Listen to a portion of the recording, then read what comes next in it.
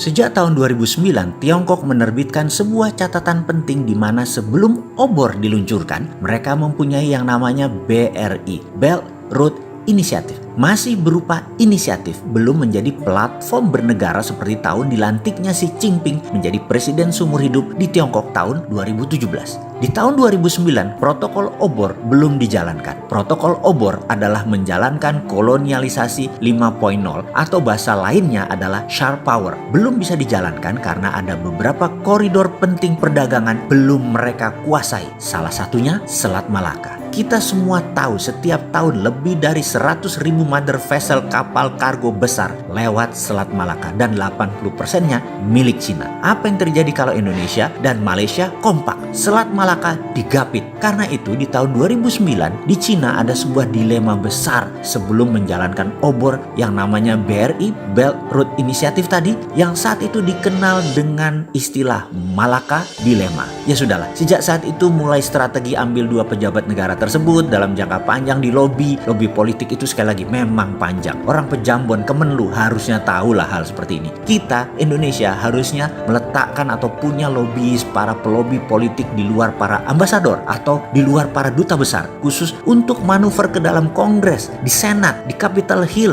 untuk Amerika, di Beijing untuk Cina, di London dan dimanapun kita mau bermanuver, supaya kita menjadi global player yang sebenarnya. Inilah yang membedakan kalau si Sontoloyo yang gak penting ini ngajarin bernegara, apalagi mendapat mandat, wendeng polda, bahkan berani adu sama siapapun kandidat yang mau maju di 2024. Tapi bersyukurlah kalian yang pengen manggung di 2024. Si Bosman bukan orang politik, pilih jadi guru kaleng-kaleng aja, guru Lemhanas ala milenial, ilmunya ecek-ecek lah. Buktinya buzzer lebih pinter tuh. Lihat aja komen buzzer, bisa mematahkan semua ilmu Bosman yang memang cetek. Kembali ke topik kolonialisasi 5.0 yang akhirnya dipakai Cina, yang terang-terangan mengganggu hegemoni Amerika, yang akhirnya diperangi oleh Partai Republik Trump. Rakyat Amerika baru tersadar hegemoni Tiongkok dengan obor adalah menggunakan economic approach, bukan military approach. Pendekatan militer Amerika ala kolonialisasi 4.0 yang dipakai hegemoninya. Amerika kaget di tahun 2017 mulailah terjadi perang dagang dengan Cina. Partai Demokrat zaman Obama 8 tahun diakali dalam tanda petik oleh Cina. Sekarang Amerika baru sadar kolonialisasi 5.0-nya obor, karena itu semua jalan Tiongkok masuk adalah dengan obor. Di Sri Lanka, di Pakistan, di Italia, di Malaysia, dalam tanda kurung ya, Port Kelang adalah pelabuhan kapal Cina. Karena itu Cina tidak berhenti di Singapura. Catat ya, catat. Dan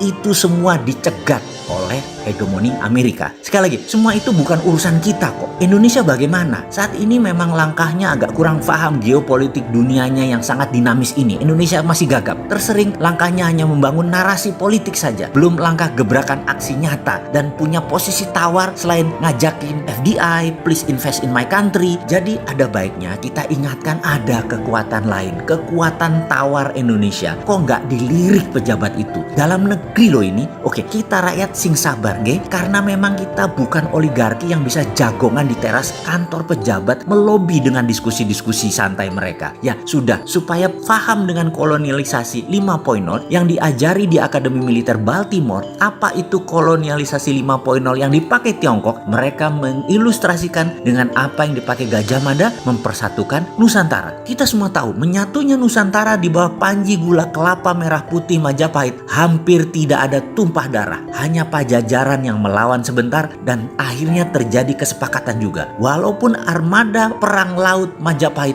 kuat, namun penyatuan Nusantara tidak pakai military approach, tapi pakai economic approach, pendekatan ekonomi. Apa yang dilakukan para duta-duta Majapahit tersebut? Mereka dalam tanda petik meminjamkan emas Majapahit yang harus dibayar dengan upeti setiap tahunnya, di mana akhirnya kerajaan yang kemudian hari dinyatakan wilayah Nusantara tersebut berada di bawah panji gula kelapa, panji bendera merah putih dipasang sebagai persetujuan kerjasama bilateral tersebut. Sejak saat itu, gula kelapa, panji merah putih berkibar di seluruh wilayah Nusantara, mulai dari semenanjung Malaysia sampai Melanesia Timur dan Filipina di sisi utara. di wilayah masing-masing kerajaan tadi menjadi makmur. Namun ada porsi Majapahit di sana. Jadi tidak heran, di semua kerajaan Nusantara pasti punya pusako emas. Apa yang dilakukan itu dikenal dengan strategi sharp power kolonialisasi 5.0.